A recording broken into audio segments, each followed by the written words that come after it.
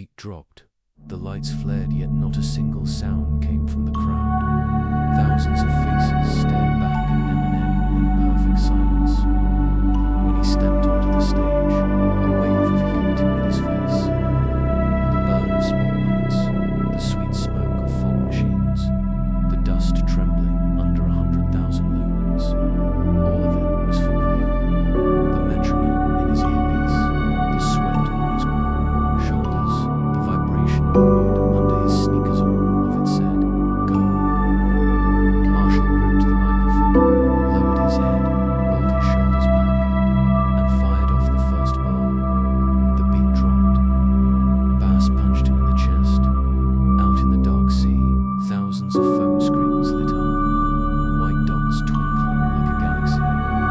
Normally, by the second bar, the crowd would expect cues, screams, hands flying, a roar that shook bones. Normally, not tonight.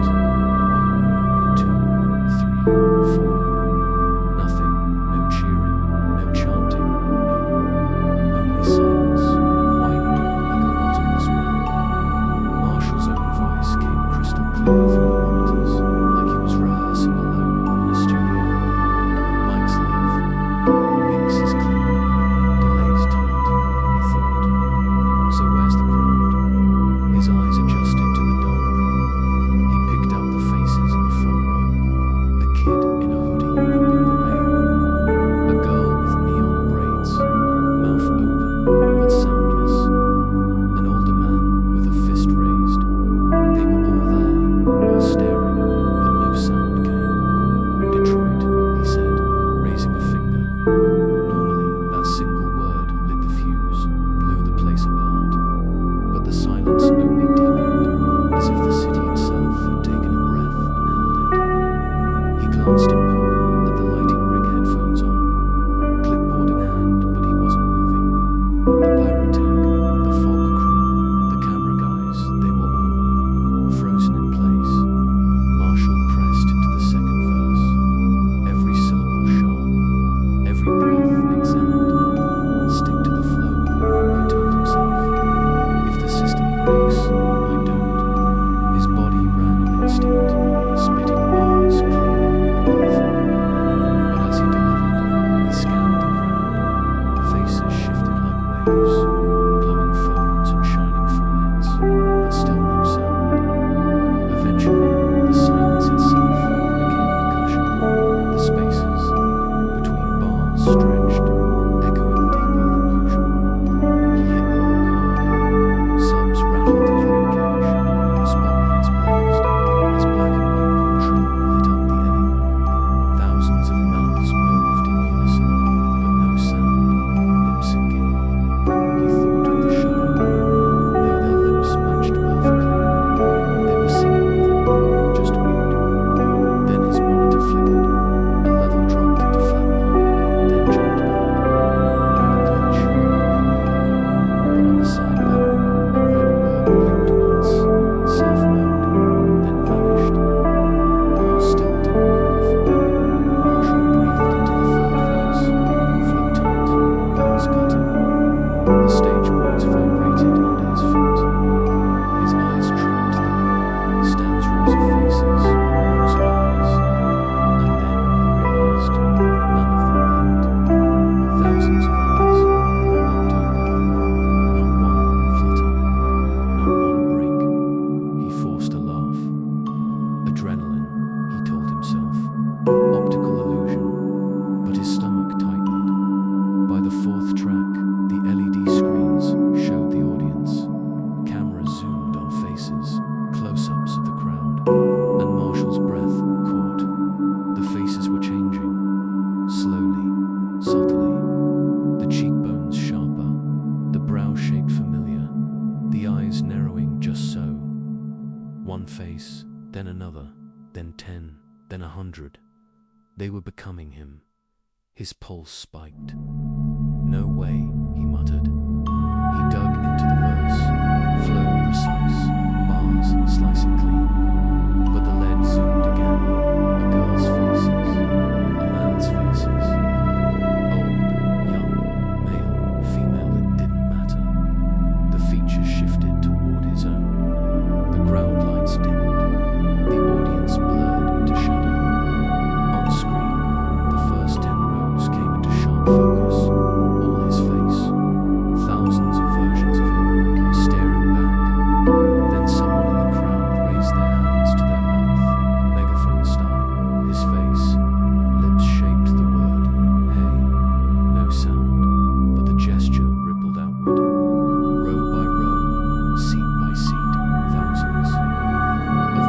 Marshals raised their hands and mouthed the same silent cry.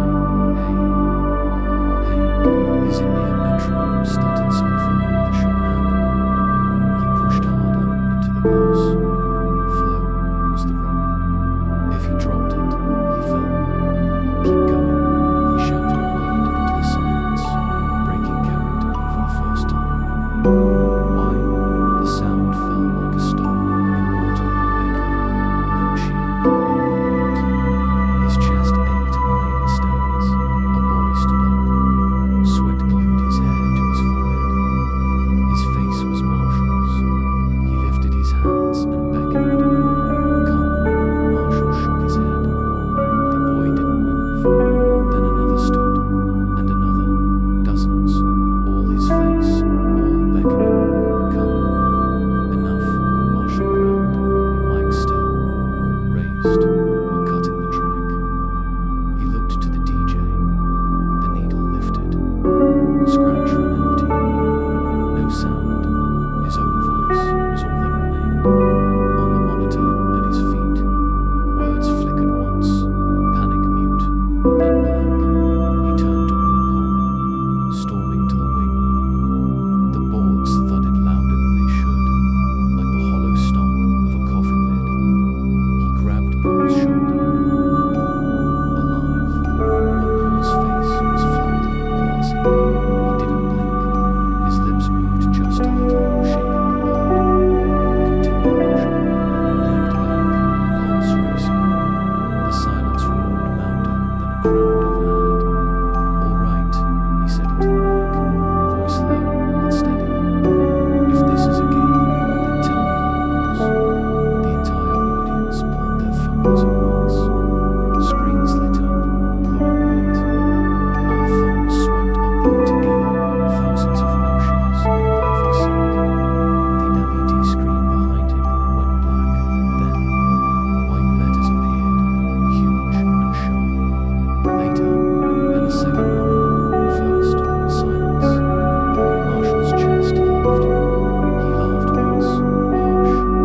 First silence.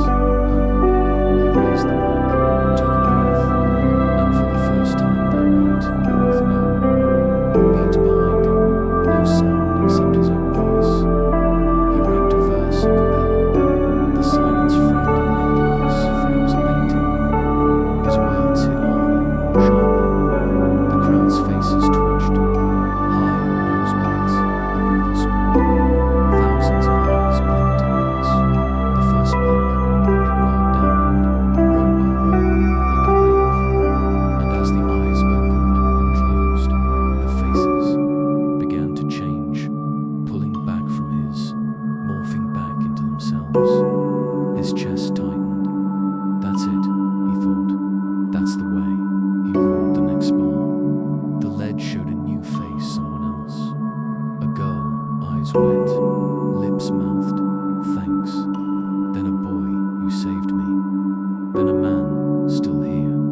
One after another, hundreds of faces flashed. Not his, theirs. Each one whispered something, silent but clear. Marshall's verses cut through them like a blade through fog. For a moment, the world felt balanced like he'd carved a hole in the silence and filled it with his truth. Then the LED burned new letters.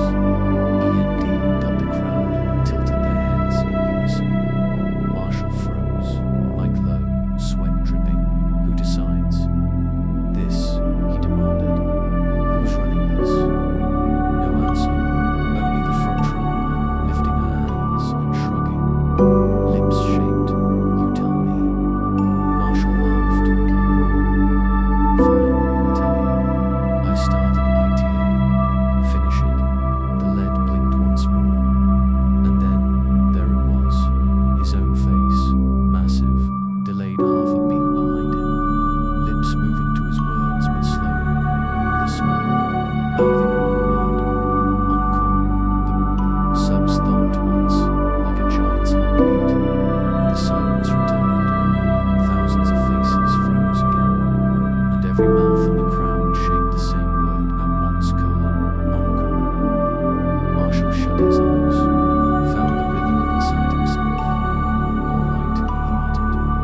Can we dance? The lights dimmed a fraction. The beat never came back.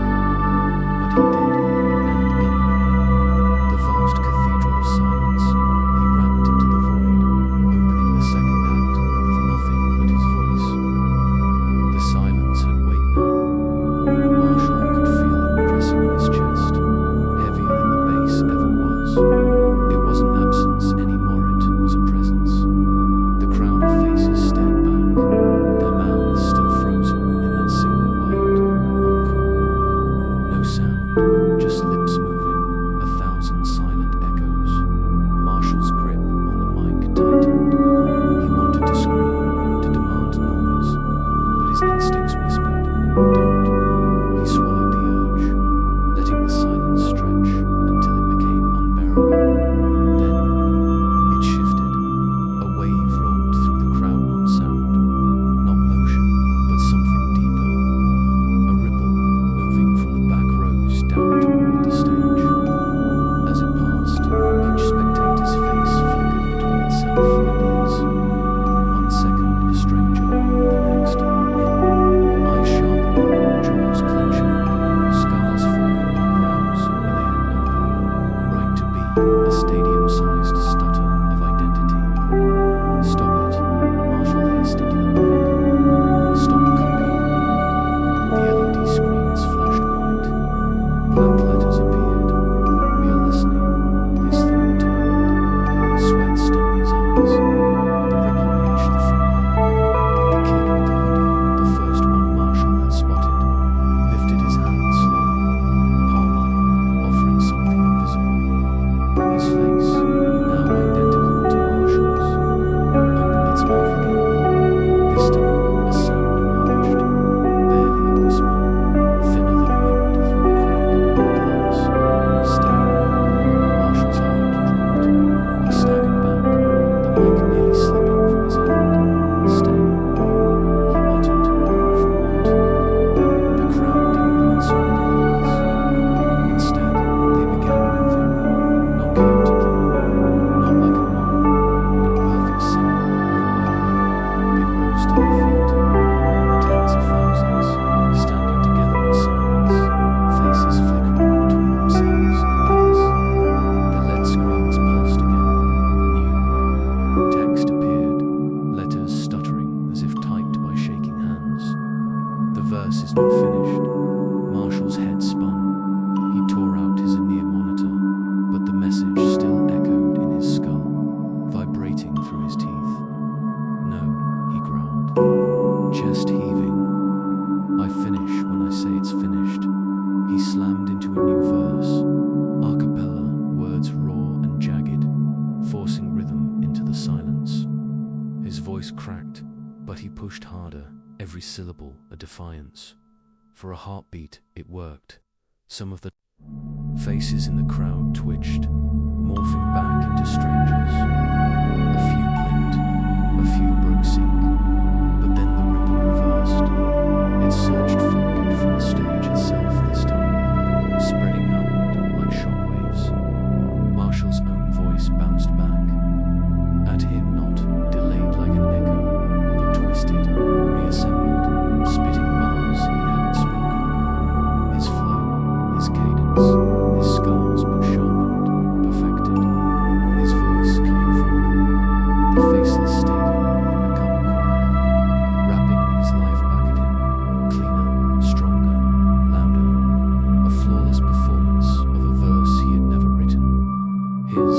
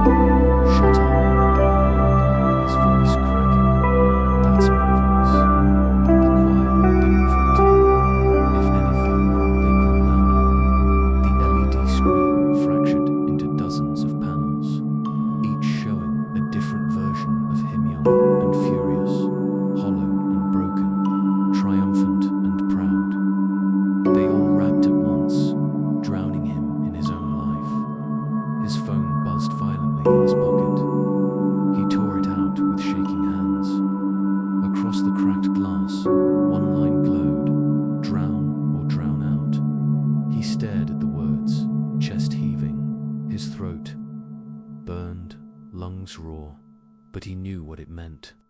Either let the choir consume him, or outrap an ocean. Marshall lifted the mic to his lips. His voice shook at first, but he forced it steady. He spat a bar. One bar against 10,000. The crowd didn't stop. He pushed harder, layering bar over bar, cutting through their rhythm with jagged syncopation, twisting rhyme schemes in ways they didn't expect. His voice tore through the stadium like a chainsaw for a heartbeat. The choir faltered, a glitch. A few voices dropped half a beat behind. Marshall saw it. He felt it. Hope. He roared into the mic, veins bulging, voice bleeding. Each bar was a war cry, each verse a blade. His throat was shredding, but the noise was his again. And then, just as he thought he might be turning the tide, the crowd did something new. They harmonized. His voice split into layers, stacked into chords, remixed into something larger than him, a symphony of himself. The sound wasn't just loud, it was colossal, cathedral-like, shaking the rafters until dust rained from the ceiling. Marshall dropped to one knee, ears ringing, head spinning. He spat one more bar, desperate, raw. The choir answered in perfect unison, and from the LED wall, his giant smirking double leaned forward, lips shaping two words Marshall had come to dread. Final round. The lights cut out. The blackout was absolute. No spotlights, no LEDs, no glow from phones. Just blackness swallowing the arena hall. Marshall couldn't even see the mic in his own hand, only feel its trembling weight. Then, one by one, lights flared back to life. Not white this time, red, a blood-colored glow bleeding across the rafters, bathing every face in crimson. The crowd stood still, tens of thousands of them, their eyes catching the light like glass marbles. They opened their mouths in unison. Silence. Marshall's chest heaved, his pulse thundered in his ears. Enough. He roared into the mic. You want my verse? You want my life? Then take it. He dropped into a freestyle, raw and furious, tearing syllables out like blades. His voice cracked, but it cut through the red air, jagged and alive. The crowd answered, not with chaos, but with perfect counterpoint. His own bars mirrored back at him, flipped, twisted, weaponized. Every line he spit came back sharpened, as if they'd been waiting years to outdo him. The lead wall exploded back on, not fractured anymore, whole. His smirking double filled it, larger than life, eyes blazing. You don't own your voice, the double whispered, though Marshall never saw its lips move. It owns you. The stadium rumbled, seats vibrated, dust fell in sheets. Marshall staggered forward, microphone shaking in his hand. I am my voice, he spat, and you don't get the last word. The crowd erupted, screaming encore, so loud it felt like the roof would rip off. The word hit him in waves, battering his chest until he could barely breathe. He pushed through it. He spat one final verse, every syllable born from scars, every rhyme jagged with truth. His throat burned raw, but the words came anyway, unstoppable, undeniable. The choir faltered. For the first time, their rhythm broke. Voices fell out of sync. Bars tripped over each other. The ripple of his truth spread faster than their echo. The smirking double on the screen leaned closer, fury breaking its calm mask. Its lips moved again. This stage is mine. Marshall screamed into the mic, voice ripping out like fire. Not tonight. The sound detonated. The LED wall shattered in a burst of static. The crowd's faces blurred, melting back into themselves. The red glow flickered, pulsed, then